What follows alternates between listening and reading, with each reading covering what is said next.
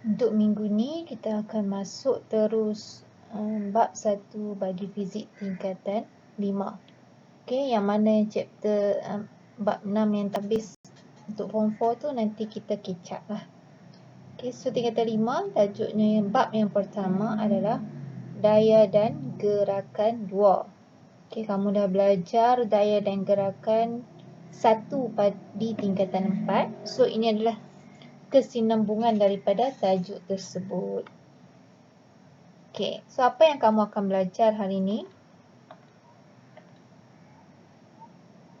Iaitu subtopik yang pertama, daya paduan. Okey, apa itu daya paduan? Okey, daya paduan dia sebenarnya dia paduan, maksud dia gabungan lah. Maksud dia daya paduan ni adalah gabungan semua daya yang bertindak pada satu objek. Okey. So ni dia punya statement. Okey, apabila satu objek yang pegun ni dia tak bergerak, dia duduk sebagai pegun, dia tu statik.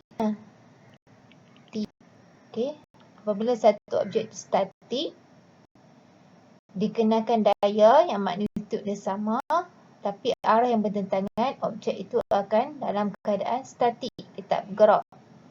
Okey, kalau dia ada dua daya tapi magnitud nilai daya itu berbeza, objek itu akan bergerak pada arah daya yang lebih besar. Tak apalah, yang ni sebagai teori, nanti kita tengok gambar aja. Okey, daya paduan adalah daya tunggal yang mewakili jumlah secara vektor dua atau lebih daya yang bertindak ke atas suatu objek. So daya paduan itu adalah jumlah daya yang bertindak ke atas sesuatu objek. Okey, tak apa, nanti kita tengok. Okey. Tengok situasi, kita ada 3 situasi. Situasi yang pertama, ada peserta tarik tali, peserta A dan peserta B. Okey, peserta A dengan B, daripada tarik tali, peserta A daya sebanyak FA, peserta B FA. Tapi bila mereka tarik, tapi keadaan mereka pegun, maksud dia tak bergerak ke mana-mana, di tempatnya sama. Jadi itu bermaksud bahawa daya yang dikenakan oleh peserta A adalah sama dengan daya yang dikenakan oleh peserta B. Jadi sama, cuma arah sahaja yang berbeza. Maksudnya peserta A tarik ke arah kiri, peserta B tarik ke arah kanan. Jadi apabila nilai yang sama, mereka jadi pegun, tidak bergerak. Jadi ini membawa maksud daya paduan dia adalah sifar. Jadi jumlah daya yang dikenakan adalah sifar sebab nilai dia sama. Okey. Yang kedua, sama juga kita ada peserta A dengan peserta B.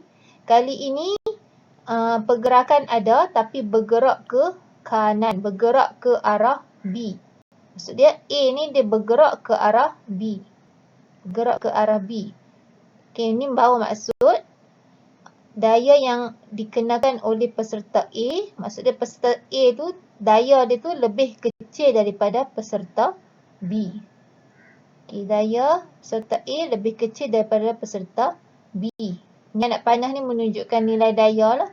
Okey, maksud dia peserta B tu lagi besar dia punya daya dia, ditarik tu lagi kuat. So, daya paduan, jumlah daya itu bergerak ke kanan.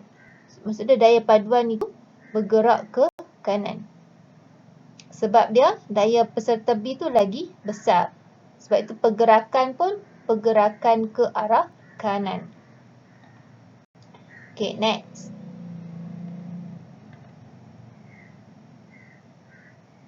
So, pergerakan pun ke arah kanan. Okay. Yang ketiga, situasi yang ketiga, peserta kali ni pergerakan ke arah kiri.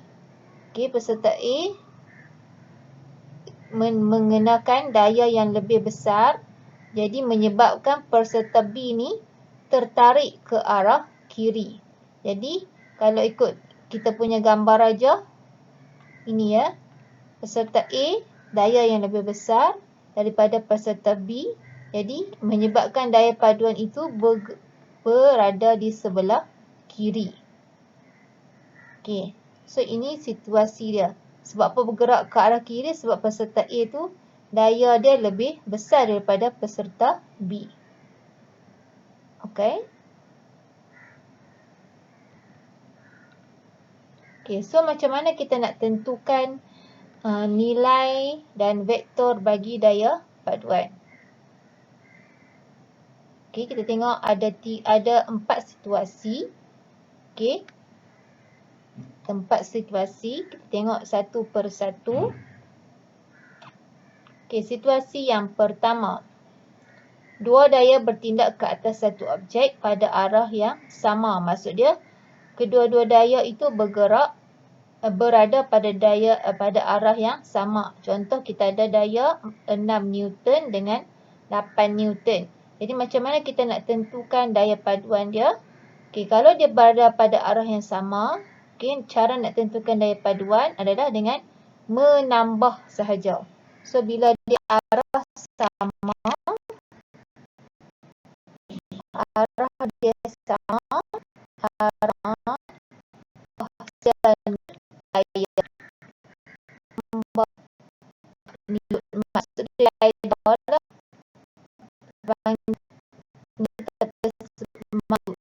so, tambah tidak.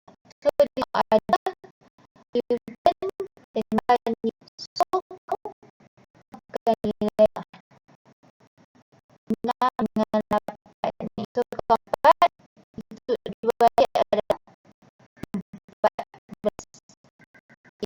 Kalau dia tanya arah, so arah apa dia gerak kedua kali yang bukan nilai jawab soalan adalah 4.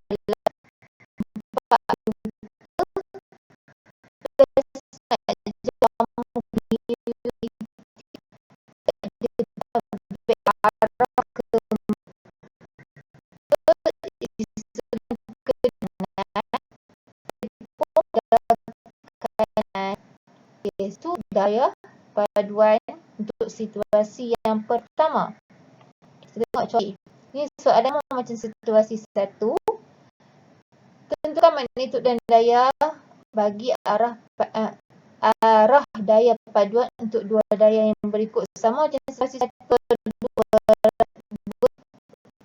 So,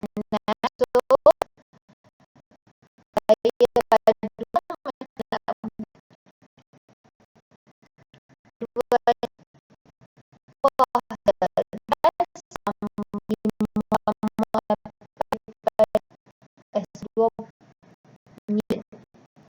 so, nak jawab dia 27 Newton ke arah kanan kiri kanan. So, 7 Newton ke arah kanan. So, daya paduan F adalah 20 Newton ke kanan. So, itu sahaja cara nak jawab. Senang. Kalau dia pada arah yang sama, senang. Okay, situasi yang pertama, settle. Situasi yang kedua. Okay, kali ni kita tengok ada dua daya tapi dia bertindak pada arah yang bertentangan. Okay, contoh kita ada 8 Newton. 8 Newton bertindak ke kiri dan satu lagi 6 Newton bertindak ke kanan. So, macam mana kita nak tentukan daya paduan bagi situasi ini? Okey, daya paduan. Okey. Kita tengok dia punya statement. Magnitudo yang diperoleh daripada hasil tambah vektor. Okey, apa yang dimaksudkan dengan vektor ni? Vektor ni kita masukkan sekali dia punya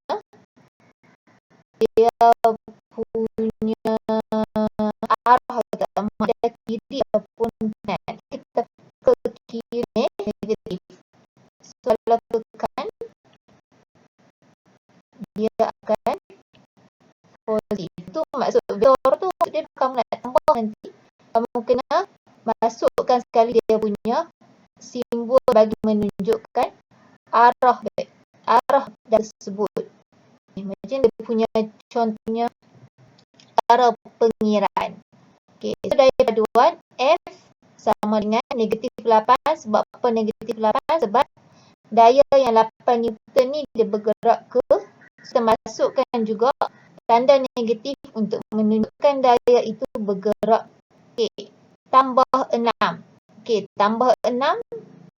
So 6 adalah positif. So negatif 8 tambah 6. So magnitude dia adalah negatif 2 Newton. So itu magnitude daya paduan 2 Newton. Okey, ni berbeza sikit dengan situasi satu nah. So arah dia, dia tengok dia bergerak yang mana yang lebih dominan, sama ada daya yang ke kiri ataupun ke kanan. Dalam situasi ini yang dominan adalah 8 kan, 8 tu bergerak ke kiri. So arah daya paduan pun akan ikut yang lebih besar lah, iaitu 8. Jadi macam mana nak jawab? Daya paduan adalah F sama dengan 2 Newton ke kiri. Okay, kalau kamu tulis negatif di depan ni, kamu kena nyatakan dia punya arah di belakang ni. Okay, atau kamu juga boleh tulis F sama dengan negatif 2 Newton. Yang ni pun dah membawa maksud, negatif ni membawa maksud ke kiri. Okay, so kalau kamu dapat jawapan ni, negatif 2 ni boleh tulislah F sama dengan daya paduan sama dengan negatif 2 Newton. So kamu kena faham negatif tu membawa maksud bergerak ke kiri. Baik daya paduan dia adalah ke kiri. Okay nah, kita tengok contoh soalan. Okey, soalan ni, tentukan magnitude dan arah daya paduan bagi dua daya yang berikut. Okey, kita ada dua daya macam situasi dua tadi. 12 Newton bergerak ke kiri. Okey, 15 Newton bergerak ke kanan. Jadi, apakah magnitude dan arah daya paduan dia? So, daya paduan